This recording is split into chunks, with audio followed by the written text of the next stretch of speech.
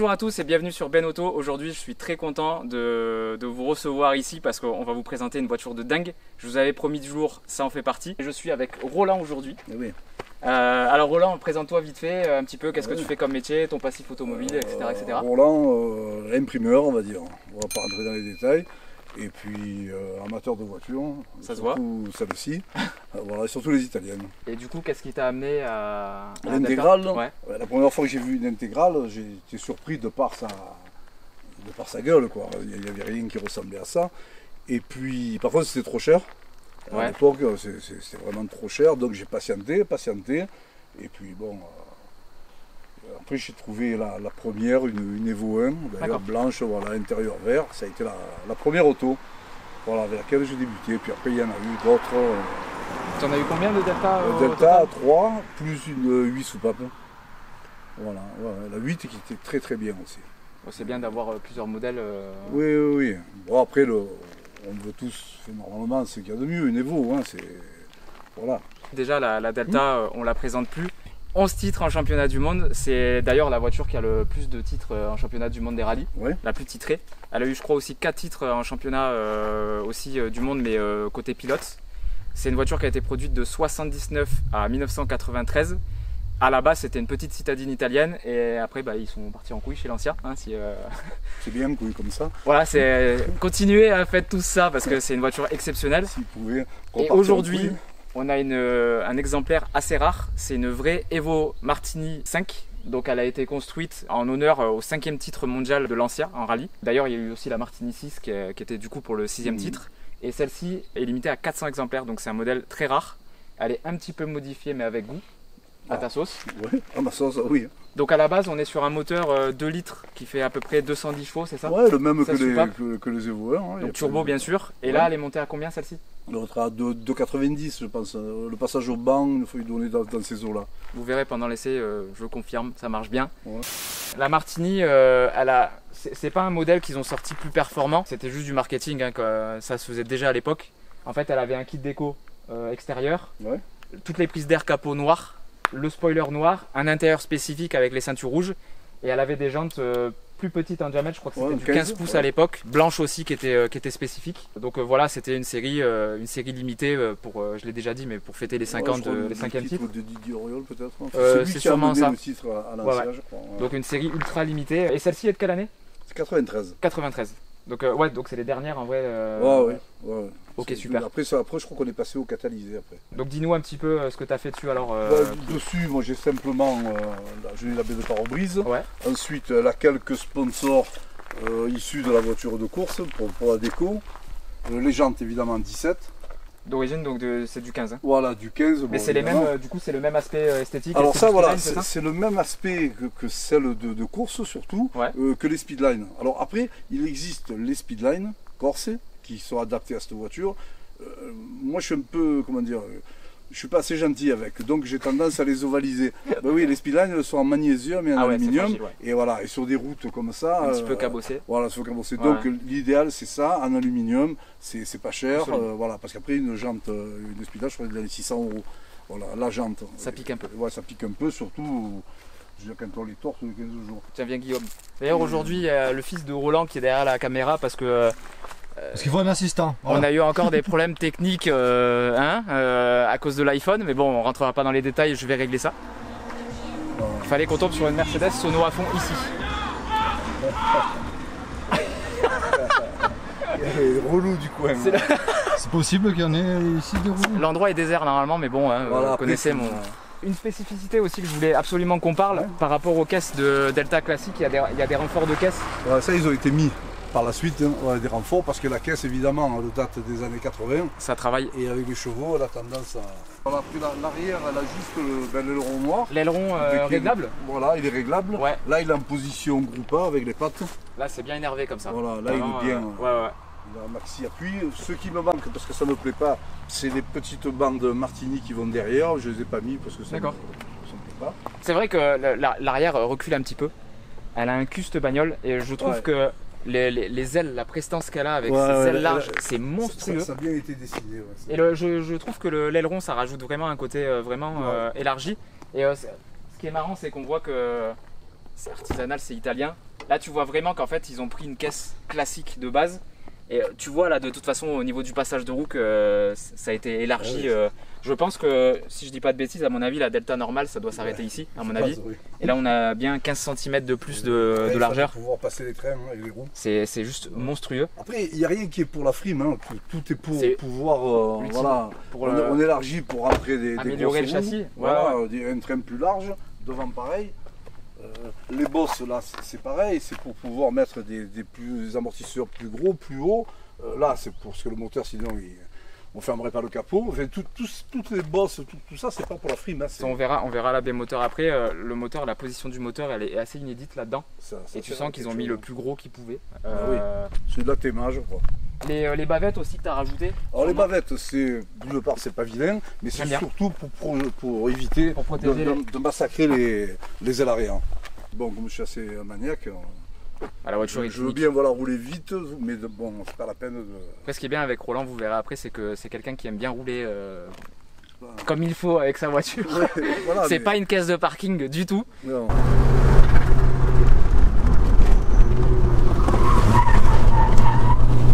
Roland il galère à suivre. Alors voici le cœur de la bête. Alors Roland, dis-nous un petit peu plus sur ce beau 2 litres. Ben, je crois que c'est le 2 litres de la Théma. Bon, il est rentré au chausse-pied. Ouais. Hein, comme je t'expliquais, c'est pour ça que le capot est bosselé. Sinon, ça passerait pas. Ça passerait pas. Les amortisseurs, pareil. Si tu fais pas des bosses, ça passe pas. C'est vrai que le moteur il est vachement penché en avant. Ouais. C'est comme si tu avais un gros animal mort sur l'essieu avant. Le moteur, on dirait qu'il est en train de dégueuler. Il est pas mort, il bouge encore. Hein. Ouais, mais je trouve l'architecture qui est hyper bien pensée parce que tu vois qu'en fait ils ont voulu mettre un gros truc dedans pour que ça envoie sa mère. Ah oui. Et de toute façon, c'est une voiture italienne. De toute façon, j'ai utilisé le maximum de place. Et encore, il n'y a plus la climatisation. Parce que sinon c'est encore pire. C'est vrai que là pour bosser là-dessus il faut être courageux parce qu'il ne faut pas avoir peur de s'arracher le bras. Il vaut mieux sortir je crois la mécanique, régler l'alternateur pour l'attraper c'est une horreur, le démarreur n'en parlons pas. Alors en général ceux qui déposent le moteur en profitent pour faire démarreur, alternateur. Parce que sinon, en prévention. Ouais, parce qu'après c'est... Donc là pareil, couvre-culasse rouge spécifique au modèle. Du coup. Donc c'est un 2 litres, on disait tout à l'heure d'origine qui sort 210 chevaux, 220 chevaux. Donc là il est poussé à quasi 290. Ouais, poussé, disons que... Optimisé. Ouais, optimisé parce qu'il peut sortir largement plus que ça. Pour un 2 litres, c'est pas un exploit. 2 litres 16 soupapes, turbo compressé, 280 chevaux. Maintenant on les sort d'un 1600 hein, turbo. Mais c'est vrai que pour l'époque, au ratio litre, on est, on est vraiment très bien. Hein, pour l'époque, c'est sûr que... C'est pour ça que j'ai augmenté un peu la puissance, pour être en raccord avec les voitures de maintenant. Voilà, en cas de demande. Voilà. Après, bon, il y a l'ABS, évidemment, ça c'est une faute de goût, mais c'était une question de marketing, je pense. De toute façon, il est déconnecté, hein, il ne fonctionne pas, il ne sert à rien. Voilà, le filtre à air, il est cloisonné voilà, de façon à respirer un peu d'air frais. Là, d'origine, c'est quoi? C'est une boîte à air fermée? C'est une boîte à air fermée qui est pas mal du tout. Bon, ça, disons, gratte un petit peu si c'est cloisonné, et puis il y a un plus joli bruit. Le bruit d'admission un peu plus fort. Voilà, le bruit d'admission est sympa. Après, quand la soupape recrache aussi, le son est plus... Vous verrez tout à l'heure, c'est très démonstratif comme moteur. Après, il y a un collecteur 4 dans 1. Ça, c'est pour gratter un peu en performance, en montée en régime surtout. Après, le régulateur, oui, parce que si on augmente évidemment avec la puce, c'est obligatoire. Il faut monter la pression d'essence, la pression de turbo fait plus d'air, plus d'essence. Voilà. Puis du riz de silicone renforcé pour la fiabilité. Voilà, pour la fiabilité. Puis je crois qu'aussi à une époque, on ne trouvait plus les durites. Voilà. Là, ils recommencent à fabriquer des pièces à prix d'or, au prix de l'or d'ailleurs. Voilà. Mais à un moment donné, il n'y avait plus de pièces, donc il fallait se débrouiller avec des accessoires. Et on va finir aussi par la barre anti-rapprochement qui est juste... Elle est d'origine. Hein. Il y a un... Je ne vais pas toucher parce que c'est un peu chaud, mais ça... On sent que voilà, ils ont voulu vraiment optimiser sur la rigidité. Et en parlant de ça, on n'en a pas parlé aussi, tu as 4 amortisseurs un peu énervés dessus. Ouais, dessus, elle a encore j'avais mis des Proflex, des modèles de compétition, et elle les a toujours. Alors on peut régler le carrossage, la hauteur de caisse, Là, tous les réglages, par exemple pour le carrossage, tu es obligé d'enlever la barre anti-rapprochement. Non, ils se font par en dessous. D'accord. Le seul inconvénient, c'est que comme les parts sautées, on ne peut pas régler très dur parce que sinon ça fissure la caisse, la caisse elle n'aime pas. Parce que là on parlait des renforts tout à l'heure, mais c'est Lancia qui a posé ces renforts? Non, c'est nous, c'est un kit qui était commercialisé. Okay. Après, justement, de toute façon, il y a beaucoup de possesseurs qui ne sont pas au courant, mais si un jour ils tirent un peu les garnitures ou la toile de toit, ils vont attraper. Ah, mais c'est garanti, les types ils vont attraper des sueurs froides. Mais c'est normal, c'est une caisse qui était prévue pour 80 chevaux. Je crois que c'est à la fin des années 80. Alors bon, on passe de 80 chevaux à presque 300. Bon, nous voici à l'intérieur de la Delta. Donc l'intérieur, on parlait des années 80 tout à l'heure, là on est typique dedans, tout est carré. Quand tu t'assois là-dedans, tu as l'impression d'être dans une caisse de rallye parce que tu as 1 milliard d'infos qui te sautent à la gueule. Les sièges, les récaros, c'est... on est bien dedans. Donc ceux-là, ils sont spécifiques à la série Martini 5. Donc avec les petits HF au-dessus qui sont brodés. Pareil, ceinture rouge qui sont spécifiques. Donc les panneaux de porte en Alcantara assortis. Les sièges sont en Alcantara aussi d'ailleurs. On est maintenu mais de ouf à l'intérieur. C'est terrible. Ah, tout est noir et rouge. Ciel de toit noir aussi. Ciel de toit noir aussi. T'as une ambiance du coup qui est pas austère, mais tu te sens tu sens que c'est du sérieux quoi. Voilà. La petite plaque numéro, d'ailleurs, c'est l'exemplaire numéro 310 sur 400. C'est le 310 et je sais pas. Ah ben tiens. Voilà. Il y a des choses à nous montrer. Bah oui, non, parce que alors, comme ça c'est une plaque que j'avais fait refaire, je crois, en Italie. D'accord. Et ça, voilà, tiens, ça c'est la plaque. oui, c'est celle d'origine. Ah ouais, voilà. Là, regardez. Elle a bien vieilli. 310 sur 400. Voilà, je l'ai enlevée parce que bon, elle n'était pas très belle, mais bon, je la garde quand même. Là, vous pourrez pas dire c'est une fausse. Hein. Voilà. De toute manière, quand on tape le numéro de série de la voiture, on voit de suite si c'est une Martini ou pas. Elle ressort en Martini ou pas. Parce que c'est vrai que du coup les Delta, surtout les Evo, elles ont beaucoup de déco Martini rajoutées pour faire ambiance rallye. Mais c'est vrai que du coup celle-là, c'est vraiment un modèle qui est spécifique, qui a été produit par Lancia. Et c'est cool parce que déjà vous présentez une Delta Evo, on peut se lever tôt parce que c'est des modèles assez rares. Mais en plus une Martini, c'est très beau. Ça, je le garde en souvenir. Mais après, maintenant, ils commercialisent les neuves. D'accord. Voilà, tu peux avoir la neuve à regraver. Voilà, celle-là est toute neuve, je l'ai reçue il n'y a pas longtemps.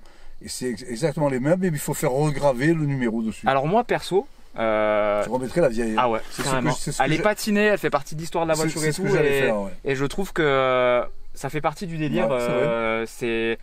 Même voilà, tu vois qu'elle est usée et tout, ça fait partie de l'histoire de la voiture et moi j'aurais remis celle-là, clairement. Et par contre, ce que j'ai jamais compris, là elle est là, et il y a des modèles, je l'ai vu sur des vidéos sur le cendrier. Alors je pense que vu que c'est italien, il faut pas chercher à comprendre. Ouais, après... C'est Luigi ou Michel-Ange qui a dû changer sur la chaîne de production. Attends, je te rends ça. C'est quand même assez cliché ce que tu as dit. Oh, ça va, c'est pas... Va fanar pour rien. D'ailleurs, les Evo qui sortent après les Evo 2, elles étaient faites chez... Il a rend la plaque, il est gentil. Si je pique l'autre, c'est la vraie. Hein. Et elles étaient quand même mieux finies. D'accord. Les Evo 2 qui étaient faites, je crois, chez Majora, après une petite série, elles étaient quand même mieux finies que celles sorties d'usine. Non, là, c'est rigolo. Ouais. Tu vois, en plus, la plaque, à mon avis, ça fait un moment qu'elle est ici parce que je pensais que c'était la vraie. Ah, celle-là, non, je l'avais trouvée, je crois, en Italie, je l'avais fait graver. Bon, ils me l'ont gravé comme des cochons, évidemment. Ils ont mis le 5, tu vois, au lieu de... Bref. Mais finalement, je vais l'enlever. Je vais remettre celle d'origine, je pense. Bon, je ne remettrai pas le poste à radio d'origine, par contre, parce que alors, il n'est pas à cartouche, mais... De toute façon, j'ai envie de te dire, avec un truc comme ça, pas trop besoin de radio. Non. Bon, qu'est-ce qu'on fait? On va aller vérifier ça de suite. Bon, si tu veux, on peut rouler, ouais. Allez, c'est parti.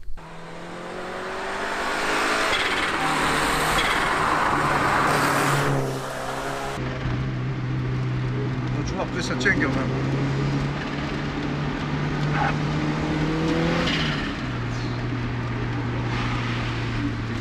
Que je vais casser le poignet. Quoi. Ah ouais? T'as peur en bas? Celle-là, je l'ai changée, je l'avais cassée. Même, tu vois, même en la conduisant comme ça à la cool, tu sens qu'il y a des capacités. Ouais, puis c'est facile. Moi, je pense comme ça, elle est facile. Franchement, ouais, carrément, ouais. Même la boîte, tu vois, je m'attendais à un truc beaucoup plus dur, beaucoup plus verrouillé. Normalement, elle est mieux que ça, la boîte. Mais ouais, on sent qu'il y a un léger jeu. Tu vas monter là-bas. Mais après, ça se conduit comme une voiture normale. Hein. Il faut avoir l'habitude du bas régime pour le turbo, quoi. C'est très encore, en bas. La jante. parce qu'elle est modifiée. Quand elle est d'origine, elle est beaucoup plus coupleuse. Hein.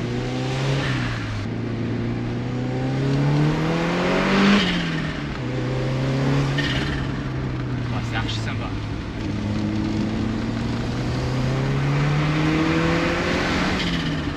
Bon, l'effet turbo.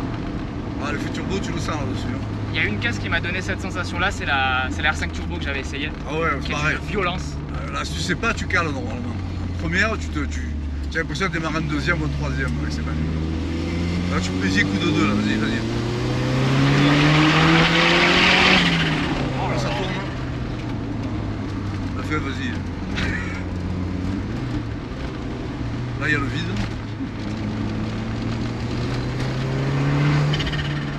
Ah, et puis c'est tout.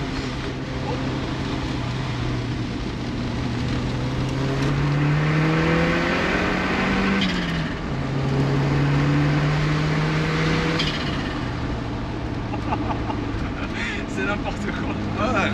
Ah, c'est jouissif. Oui, voilà. Oh là là. Tu as toutes les sensations, tu as les odeurs aussi. C'est pas aseptisé.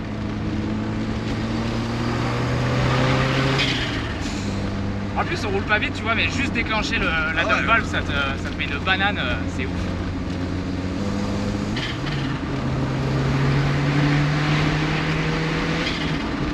Oh là là. Et je suis étonné parce que tu vois, le bruit moteur est pas hyper présent en tant que le turbo. Ah ouais.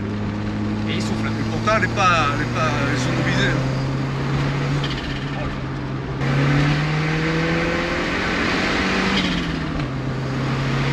Tu vois, tu le sens, si tu tires trop... Ouais, ça s'essouffle après. Voilà, c'est ouais, ouais. Il y a un moment donné... C'est 5700. Voilà, tu vois, il faut changer, ça sert à rien.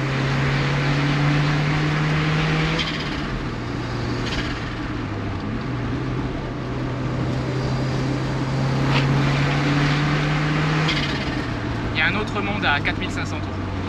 Ouais, 4500 c'est ça. tours, c'est le chiffre magique. Tu passes de... Je parle pas beaucoup parce que je suis concentré et je m'éclate. Franchement, c'est l'éclat total. C'est vraiment le genre de caisse qui te procure des sensations uniques. J'en ai les frissons et tout. Ah bon, la première fois, la première que j'ai acheté, j'avais les larmes aux yeux. Ah non, mais je l'ai acheté déjà, le type, le fils du gars qui me la vendait, il était fou de rage. Il allait avoir 18 ans. De voir cette voiture partir, il était... Ah là là. Ah ouais, le type, il était... Bon alors... Ah, puis la route, tout est réuni. Il fait beau. Ah, c'est une voiture vraiment attachante. Vraiment, ouais, non, vraiment. C'est pour ça, excusez-moi l'expression, mais quand je vois des connards qui achètent ça pour faire des plus-values, tu vois, ça me rend malade. On est d'accord. Alors qu'il y a des amateurs peu fortunés qui pourraient, si elles étaient vendues à leur prix normal, tu vois, les acheter, se faire plaisir. Alors, voilà, on atteint des prix où le vrai amateur peut plus les payer, c'est regrettable. Voilà. Et il y a un truc que j'aime bien, c'est le lag du turbo. Tu attends que ça arrive et en fait c'est t'es excité quoi, tu vois, tu sais qu'il va se passer quelque chose. Ah ouais. Et ce lag là il contribue vachement à l'effet turbo et j'en ai pas les mots quoi. Moi je préfère même ce temps de réponse. Ah oui, non, mais je sais l'anticiper donc ça me gêne pas. Mais au moins j'ai cette poussée. Voilà, j'ai pas c'est cette poussée le que t'attends. Progressif, j'en veux pas. Sinon je vais acheter une voiture moderne. Voilà. Complètement. C'est pour ça que ces générations-là, quand tu parles de moteur turbo, c'est complètement différent si vous roulez en voiture turbo récente. Voilà. C'est des sensations qu'on n'a pas, parce que maintenant la moindre petite voiture a un turbo, tu prends une 208, une Clio ou quoi, c'est un turbo. Mais là tu sens que c'est pour la perf. Comme sur les scènes turbo, comme... Ouais, exact. Ah, puis cette route sinueuse, on dirait qu'elle est dessinée pour la Delta.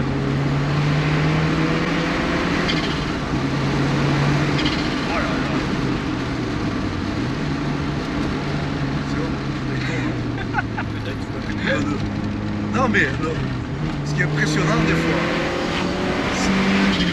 c'est quand tu roules comme ça et que tu regardes le compteur. Tu te dis... Je regarde pas. Je préfère pas regarder. Tu te dis putain. Mais c'est vrai, je sais même pas combien on roule. En fait, en plus ça tire vachement court. Ah oui. Pour un essence, c'est pas le rupteur, mais la fin de la puissance est vachement basse. Donc du coup tu changes tout le temps de vitesse et tu te rends même pas compte à la vitesse dans laquelle tu roules. Mais en sensation de vitesse, limite c'est pas, je dirais pas aseptisé, mais le turbo il est tellement présent en fait qu'elle demande tout le temps d'être en régime. Et c'est perturbant parce que un atmo classique, tu sais que tu roules vite parce que le moteur il gueule et tout. Et là en fait, t'entends quasi pas le moteur, t'entends que le turbo. Et à chaque rapport ça pousse pareil. Ouais, c'est ça aussi qui est déroutant. C'est que ça marche pas plus fort première, deuxième, troisième, à chaque rapport ça pousse pareil quoi. T'as toujours cette poussée là. Le turbo il souffle à combien de bars là-dessus?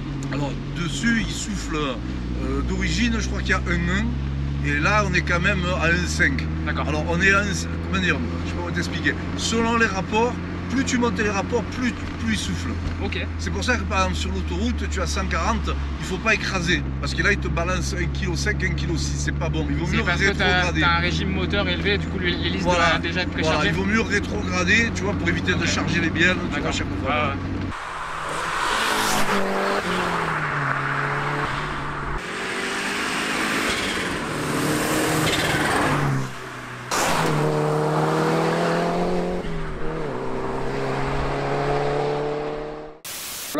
Un énorme merci. Ouais. J'ai kiffé la journée, franchement c'est un engin de folie. J'espère qu'on nous entendra avec la GoPro parce qu'on a dû rouler vitre ouverte, ce qui fait très chaud aujourd'hui comme d'habitude. En tout cas, si la vidéo vous a plu, merci de la commenter, de la partager, de la liker. C'est très important pour le référencement. Merci de vous abonner, je fais que vous le répéter, mais c'est complètement gratuit, profitez-en avant qu'ils nous fassent payer ça, hein, puis ça fait avancer les choses. Hein. Et moi je vous dis à dimanche prochain pour une prochaine vidéo. Prenez soin de vous, merci à tous. Bon, et puis un petit coucou aux anciens de Scuderia l'ancien intégral, hein, à Ludo, à tous mes amis, à Bernard, s'il n'est pas mort de vieillesse, voilà, à Marco, le président de Scuderia intégral, enfin, avec de bons souvenirs à l'époque où on pouvait rouler comme des cons. J'ai entendu parler de vous les gars, apparemment ça devait être super hein, ce club. C'était bien. Ciao.